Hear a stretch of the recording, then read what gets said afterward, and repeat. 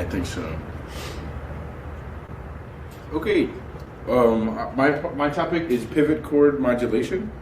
Modulation is just the change from one key to one center to another.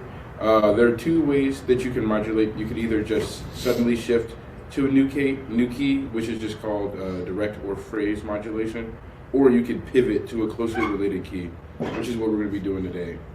So there are two different ways you could find the closely related keys of a key center. Say if we're in the key of C, we could go, we could choose one, adding one sharp or adding one flat this way, and then all of the relative minor keys. So all of these keys would be the closely related keys, or you could write out the chords in a key out diatonically. Like for C major, we could do C major, of course, one, D minor, D minor, E minor, F major, G major, A minor,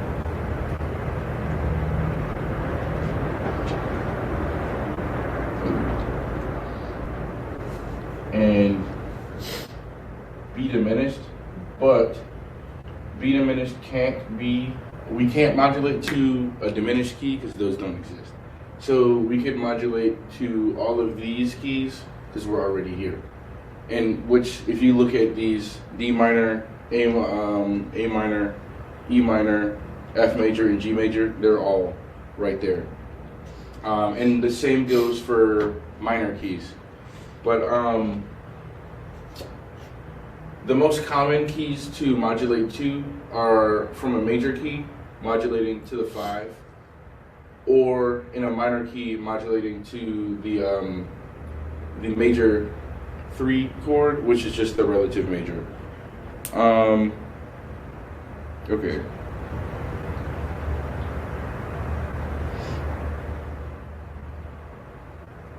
All right, now that we know where we're coming from, we're going to modulate from C major to G major because that's the most common thing to do. The next thing to do is to find out what your pivot chords are. So what we can do is write out the chords for the key of G major, but to make our lives easier, we can start on C major because it'll, actually we can start here. G major is our one chord, and then we can write out the chords in this order so that they line up so we can see. Let me just do it.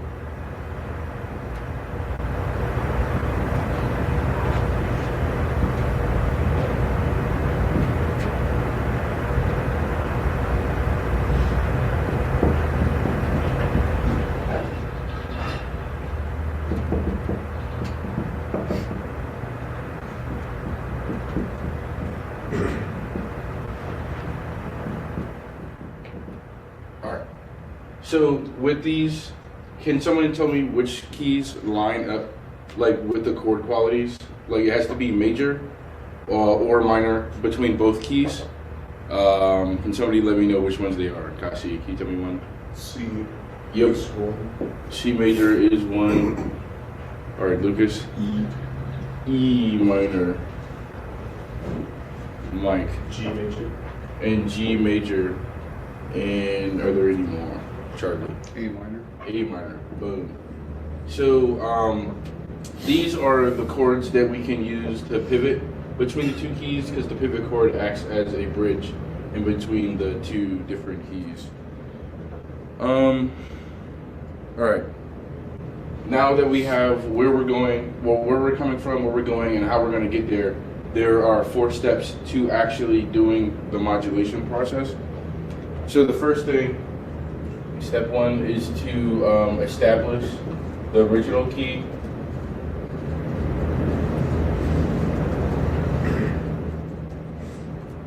By doing the tonic predominant dominant tonic routine that we're all so used to. Then we can do a pivot chord. The most common way to pivot is to pivot with one of these chords that can act as a predominant in a new key.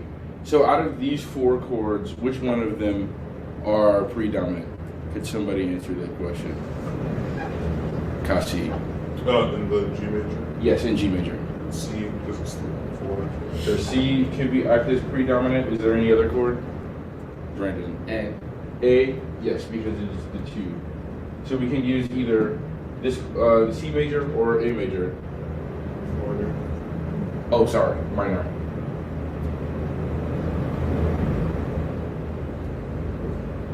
The third step would then be to cadence into the new key.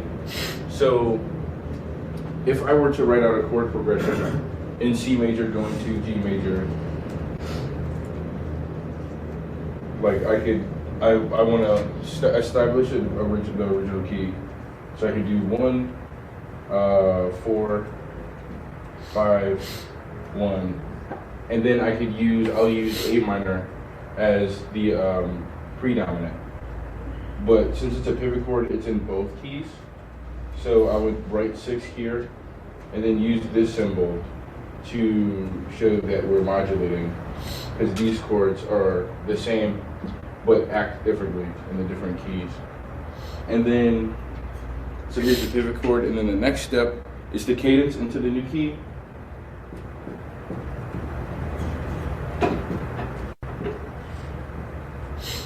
By just doing 5 to 1, or any type of cadence that will bring you back to the tonic.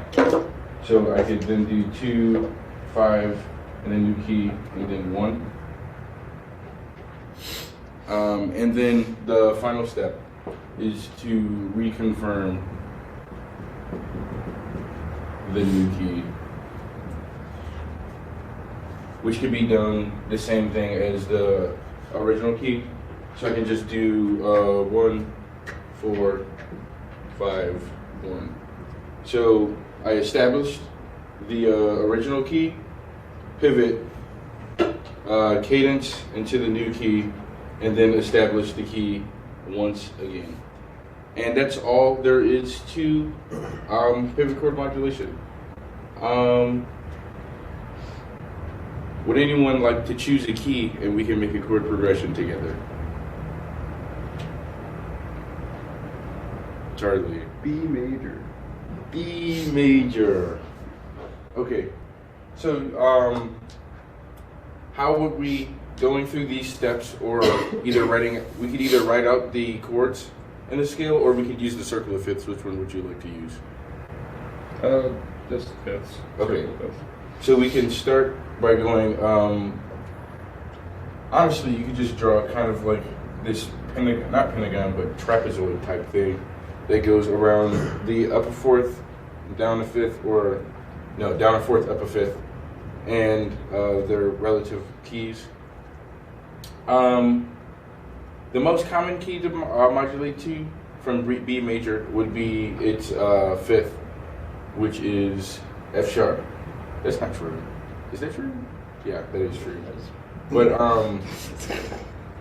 we can modulate to any of these keys. Can I get somebody to tell me which key we should modulate to? Kasi. E flat minor. E flat minor. Okay. Ooh. Or D sharp minor. Yeah. D sharp minor also sucks. Okay. D sharp minor. Okay. Well.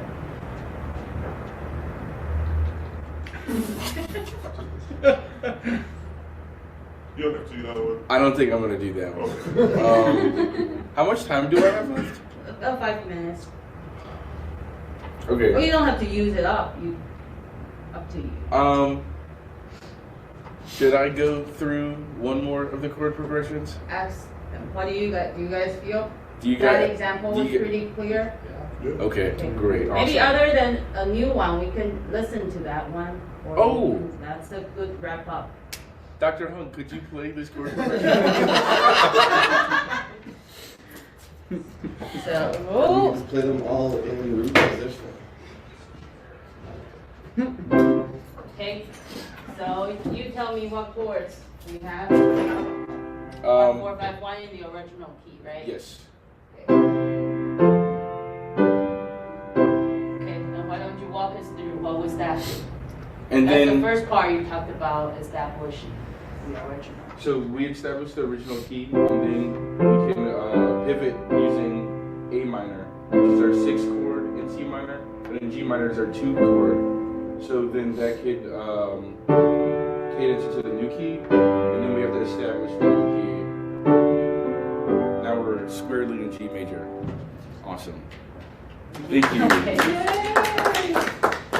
You could charge them. Oh, we charge their parents, seeing it. 125. I hope not. I hope not. If they're even once you have cars, that's okay. Okay. Yeah, that works. Yeah. Okay. Before we start, I need 3 volunteers. Oh. 3. I need 1, 2, and 3. That's all I saw first. We got these. All right, stand up. Come on up. Okay. So you're going to be our chords today, you 3. All right. Yep. Shouldn't have signed up. Do I have to sing? My voice is really Nope. tight. You don't have to sing nothing. All right. So before we even move on, we're going to talk about what it is. So what are these non-harmonic tones or non-chord tones? So essentially, they're just embellishments or like the ornament of a melody line. So it's just something that kind of fills in the main structure of the chord, just to provide some interest in between. They're not all created the same, and they are considered dissonances. So they're just like a little bit of difference. So the important thing is where they are in time. So you got to make sure what beat they're on. Are they on a weak beat? Are they on a strong beat? Okay, the first 2, we got passing and neighbor. Kasi, please stand here. Face the audience. John, will you please stand just a little bit in front of Kasi? It's a neighbor tone. Yes, it is. Please stand here. All right. So I'm the beat, and I'm gonna go. Hi, nice to meet you. Oh, I gotta go in between my chords, and I gotta go all the way down to the final. I gotta resolve. So I'm going to my passing. I'm just passing through. All right, Charlie, will you take a couple steps back to be in line with Kasi? Sweet. All right, Charlie is now the new Kasi. So there are 2 Kasis. Hi, Kasi. Nice to meet you. I gotta go down one to my neighbor. Hi. And I gotta come back to my second Kasi. Hello. How's it going? Even 2 choices. All right, so anticipation. So what we're going to do for this one is I just need you to take a step forward and be John.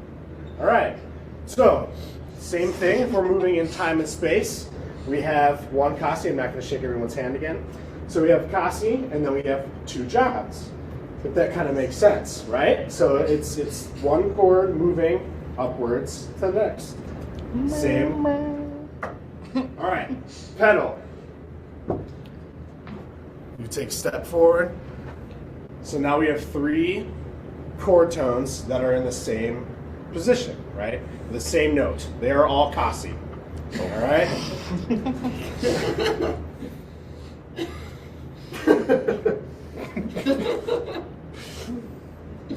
All right, so our next one, this one kind of happens more towards the top. So what we're going to do is, Kasi, and you just stay right where you're at. Charlie, I need you to take 1 step back. And John, I need you to take 2 steps back. Cool. All right, so there's a little bit of a stagger here, right? So what that kind of is, it's just showing you that we start with our original chord tone, and then we have something that might be a little higher, and then we come back to like a resolve, if that makes sense. How do you skip this? All right, so this one's going to get a little confusing. John, I need you to take 2 steps forward. All right, so Kasi, can you please touch John's shoulder, if John is okay with that? with it. All right, So here's our retardation, right? So we have a chord tone from the original chord. It's kind of suspended into the next chord and then resolving to a different chord, or a different tone, I should say.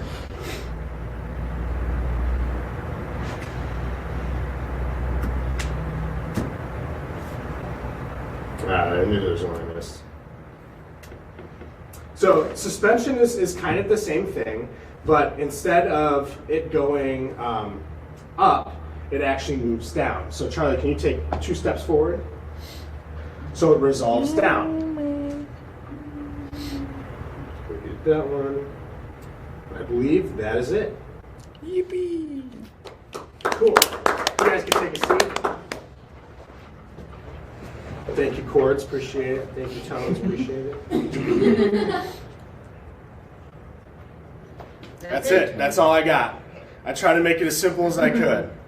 Do you guys want to hear those examples that Mike prepared?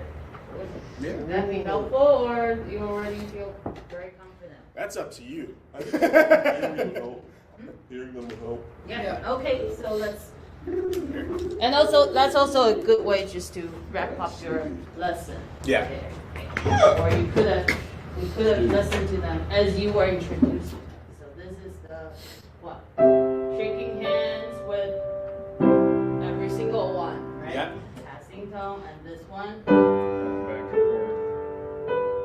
This is to shake hands with the Kasi. neighbor, with Yeah, Kasi. move to your neighbor and then come back to Kasi. There. Okay. Yeah. And this one. This is the one with 2 jumps. Yeah. So jump is not supposed to come in until the second chord. But he's too excited and then show up a little earlier. Right, then the other chord tone, so that's anticipation. And this is the one where all 3 of them are the same. They're all Just Kasi. make the bass up.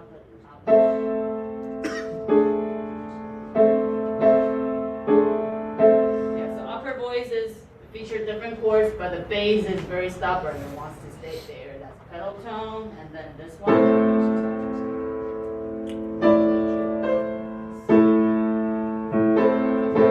So the essential chords is the first one, and it's actually the same chord, right? But if you look at the soprano, there's a dissonance on B3, so that's what we call an appoggiatura, and some people call this an incomplete neighbor. Yeah. Do you guys see why this is also called an incomplete neighbor? Yeah, because it would be like shifted over. If it's a complete neighbor, if it's a real neighbor, like a normal neighbor, Back to A. chord, upper neighbor, back to the chord tone, right? But here, the first chord tone is missing. Yeah, so only the upper neighbor to the main note. So some people call this incomplete neighbor. And this is the one where Kasi is touching Jung's shoulder. So they're tied together and then resolving to Charlie by stepping down, called suspension, and the opposite direction.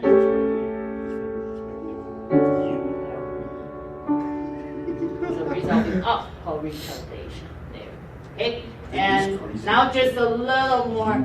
Here, suspension, remember we usually use numbers, those figures, to specify what kind of suspension we're looking at. What kind of suspension is this? That's a I think you Yeah. Therefore, Louder? it's a 4 suspension. 4-3 suspension. 4-3. 4-3, right? Why 4-3? Where did you get 4? Yeah. Because it's the chord tone is Fa, which is for 4, and then it's going down to Mi, which is the 3. It happens to be scale degree 4 and 3 Yeah. because it's the one chord, but there's a more specific way. Yeah, Charlie?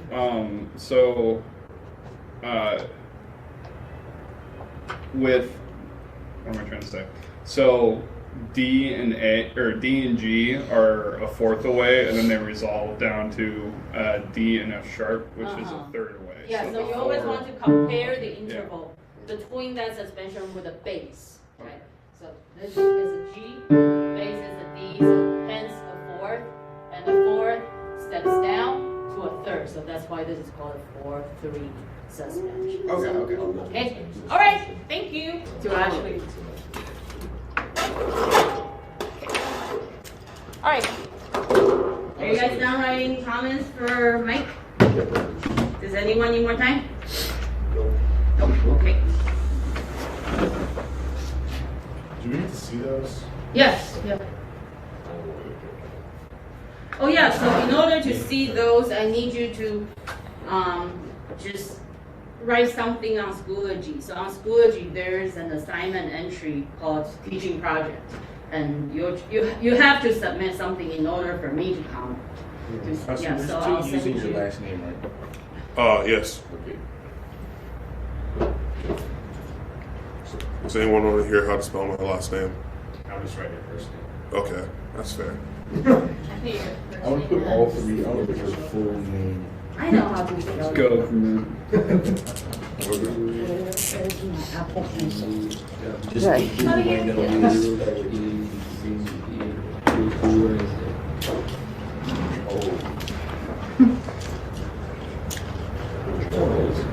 Choose me really charging.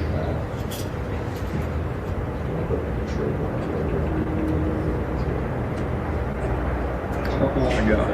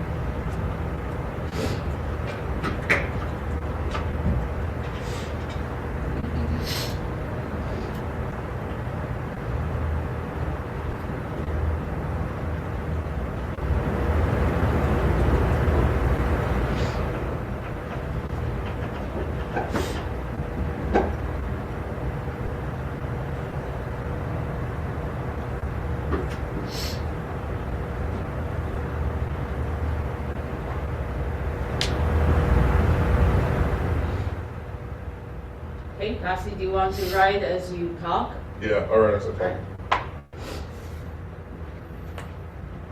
Hello. Hello. Hello, class.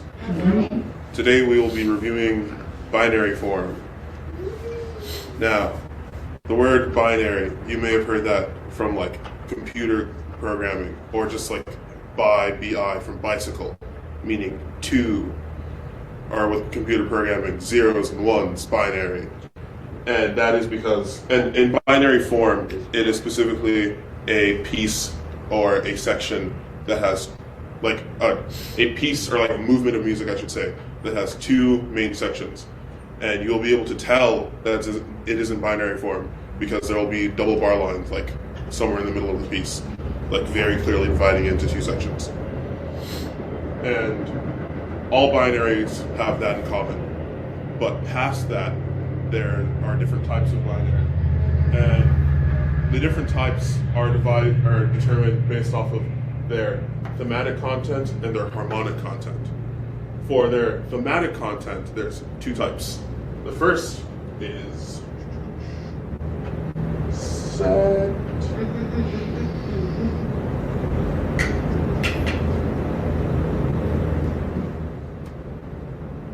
Oh, sorry. Let's do harmonic first. Sectional. For some reason, I just knew that was wrong. Sectional binary.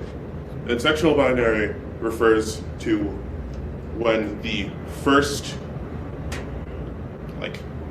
first area ends on an authentic cadence in the original key.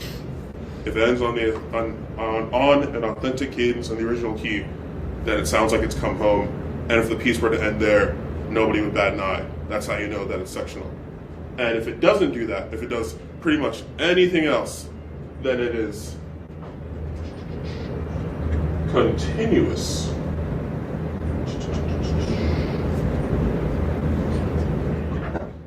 I think that's what they're right. Meaning that if the piece were to end there, people would be like, hey, that's not right. That's a half cadence. Or that's not the original key. We have to come home. So then the piece needs to continue, and it makes it sound more continuous because it doesn't sound like the end of a piece already. hence the name continuous as opposed to sectional, where it sounds like two separate sections. As for thematic differences, there are three. The first is simple. Simple binary refers to binary where there isn't material in the second part that we previously saw in the first part. It is through compose, or it is just one continuous thematic idea with no restatements. There's no recalling to information that we've previously heard, material we've previously heard. The next kind is rounded.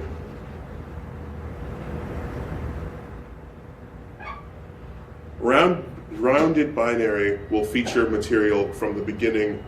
We'll have material in the second section that we already saw in the first section, specifically the beginning of the first section. So it's kind of evokes a similar idea to parallel periods in the sense that we're hearing stuff in the second that we heard in the beginning of the first. It's or even another transfer, kind of like a recapitulation in a fugue, sonata, and a sonata, because again, we're hearing material in the second movement that we already heard in the beginning of the first, or second section that we already heard in the beginning of the first. These two thematic types of binary are by far the most common. The third, which is much less common, is called balanced. And balanced refers to when the end of the second section ends similarly to the end of the first section. So if there's some little rhythmic figure or some motive that is from the end of the first section, and you hear that again at the end of the second, then it is balanced. And yeah. Also, for rounded, it cannot be a simple restatement of the entire first section. You need to hear something different before you hear returning material. Otherwise, if it is just a simple restatement of the first section, then it would be simple. It doesn't get back around, it just stays in that original section. There's a way of thinking of that.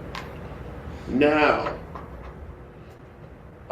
while I could, of course, compose binary off the top of my head right in front of you guys, instead, I shall be using shapes to represent phrases. Because everyone likes shapes. So first things first, for binary form, what do we need? Does anyone want to answer that question? Wait, say that one more time. What's the first thing? Does all binary forms have in common? Yes. And where are those repeats? At the beginning. At the beginning. At the end of the first section. At the end of the first section. At the beginning of the second section. And at the end of the piece. Thank you, John. Now, I'm going to finish this and then ask one of you guys to tell me the traits. Okay, cool.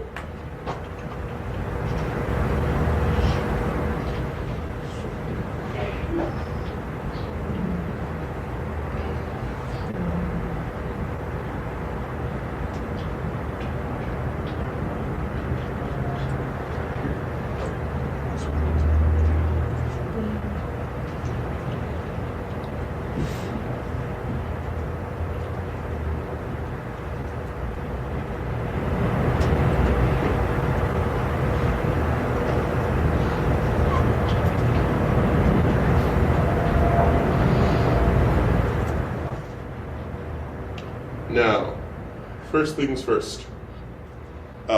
Is this sectional or continuous?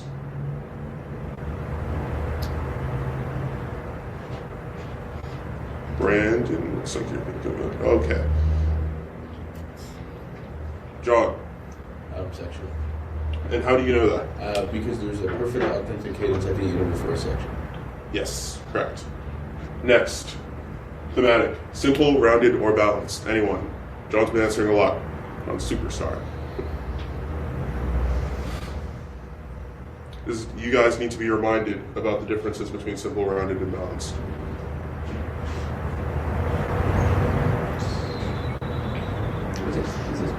Should I just let you give me time to think?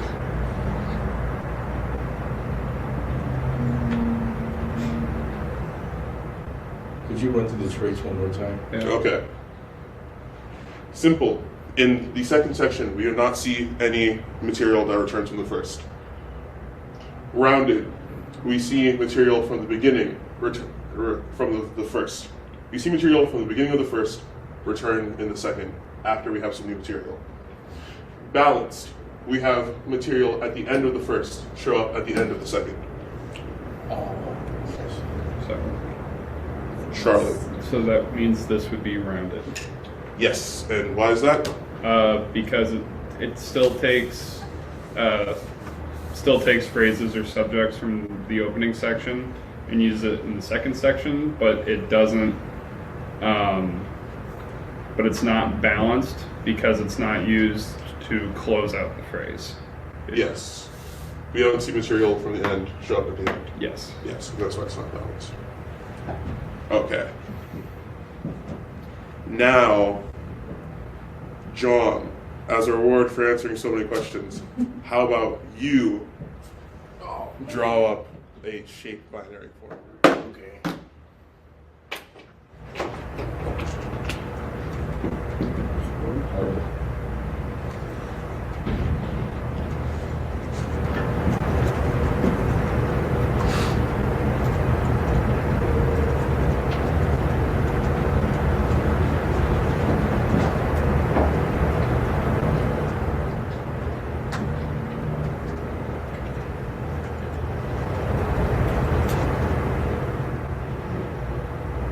Something's changed.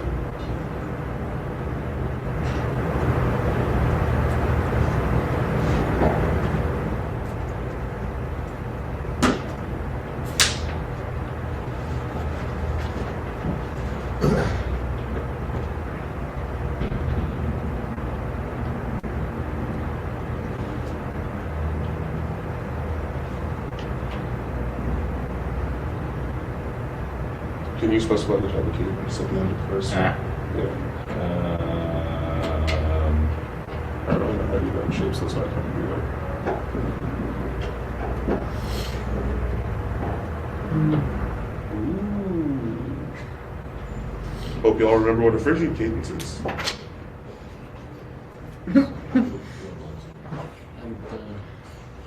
I'm cooked. Let's do thematic first, so you guys can have time to search your mind for what a Phrygian cadence is. Balanced. Balanced. And why is that? Because we revisit ending material in both sections. Correct. The same ending material. Yes. Yes. Lucas. I know the harmonic thing. What is it? It is continuous because a Phrygian cadence is actually a half cadence. Yes. Very correct. Okay. Yeah, Lucas. Yes. And now, I have some examples that you could play if I have time. I don't know how much time do I have. Yeah. Can I make an evaluation form on Lucas? No, amazing. So do you want us to identify by lesson? Is that what you want? Yeah. Let's do You that want to first. do? Yeah. Okay, then you tell them what you want. Okay, everyone. Dr. Hung will be playing a binary, and I would like you guys to see if you identify by ear what type it is. Okay.